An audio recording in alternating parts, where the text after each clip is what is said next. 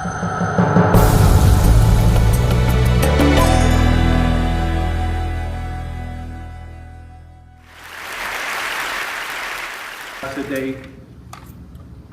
I got some consistency and I have some focus. So I'm gonna talk to you about consistency and focus. So imagine if consistency was a key to success rather than talent. What would we do? How would we go? How would we know? I'm gonna just give y'all a little rough draft of my existence into consistency and focus. As a kid, I played basketball by the age of five. So I was really invested in playing basketball, and I played basketball most of my life until some occurrence came. Got in trouble. I played across seas for about a year and change, like about 3 months, something like that. But I was a grown man at that time. So just going to kind of bring you to me being a musician playing. I didn't start playing piano till late. And one of the things I've learned that it was a talent of mine, but it wasn't something that that I didn't think I was going to be well versed in it. I didn't think I needed to push it, stuff like that. So what happened was, because of my networking, playing ball, playing basketball, stuff like that, I knew people. So I had certain gigs and stuff like that, which led me to certain jobs. And I wasn't well versed in playing, but however, I was traveling on the road playing synth and playing for artists, and I wasn't really versed. I just was talented enough, which kind of got me in the door. But I started realizing early on that what got me over the hump wasn't my talent, it was my consistency. It was not my tardiness, but me doing the same thing over and over and over and over and over again.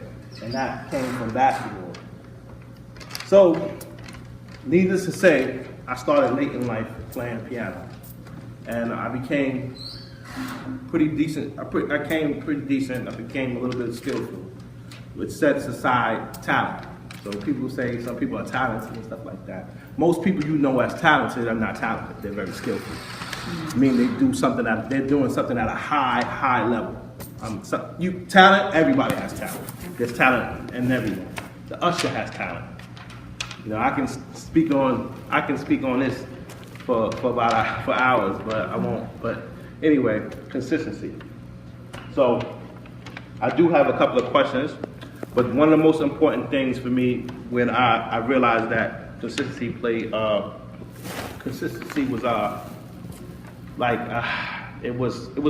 one of the main ingredients to continuity, to completion.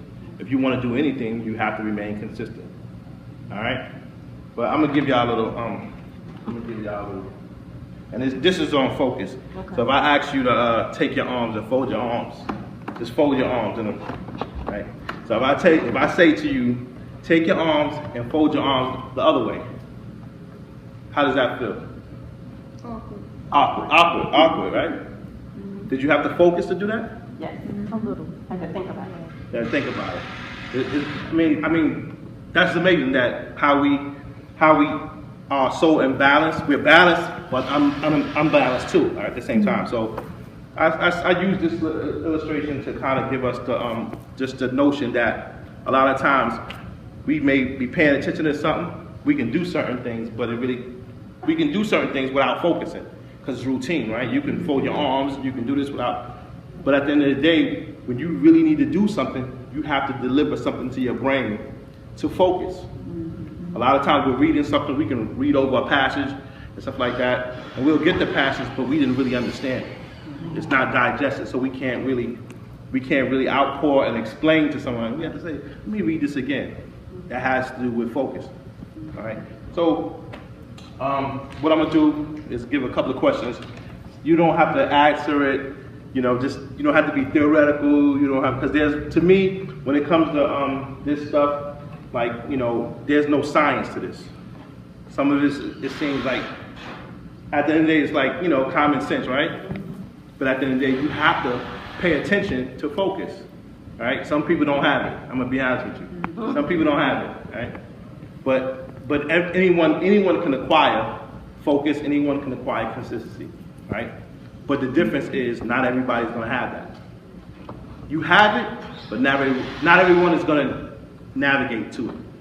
Some people get fed up, some people like, it's too much, I can't do it. And then that's when they become inconsistent. Right? How does consistency affect your social and spiritual life? Oh, go ahead, Angela. Okay. Go ahead. I think I equate consistency with discipline. You know what I'm saying? And what I'm just talking about, this goal.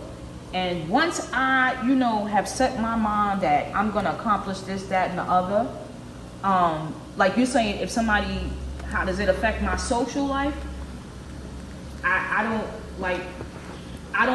It doesn't factor in. Unless it's an emergency, because once I have determined that I have to accomplish something, I don't feel like I'm missing out on my social life. You know what I'm saying? I just remain focused on that. The social aspect of it, no. As far as my spiritual life goes, I need my spiritual life to achieve the goal and to stay focused. It's my spiritual life that allows me to stay focused, become disciplined, be disciplined, and not feel like I'm missing something out there socially.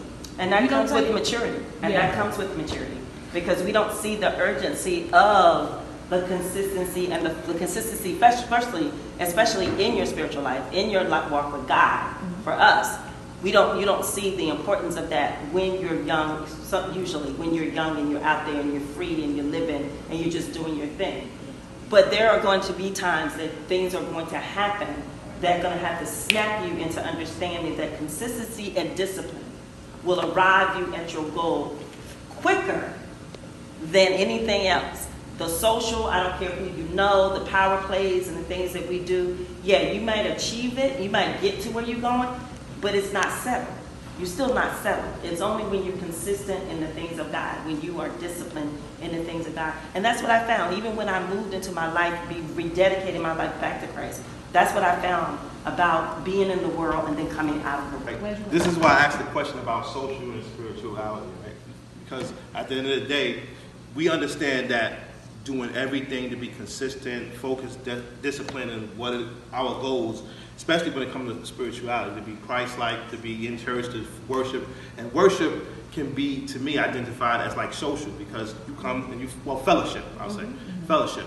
You come to the church, you fellowship, you have dinings, you have stuff in the church, you have all type of programs. That stuff can be, how we socialize, right?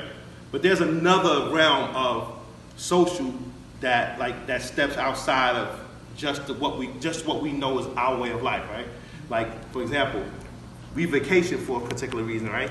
We hang out for certain, and some people say when you hang out, I don't want y'all to get into like the mindset of like just mean club, hanging out, going shopping with your girls and stuff like that. So these things, and when I did my research and stuff, it's really a part of consistency too. Because whether you know it, the breakdown of when you spend time doing what you're doing as far as focusing, guess what?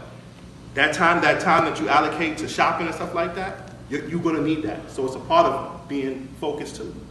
When you shop, you don't just go in there. When you shop, you don't go in there and just get this and say, I get this. You shop because you need to look good, you need to feel good and stuff like that.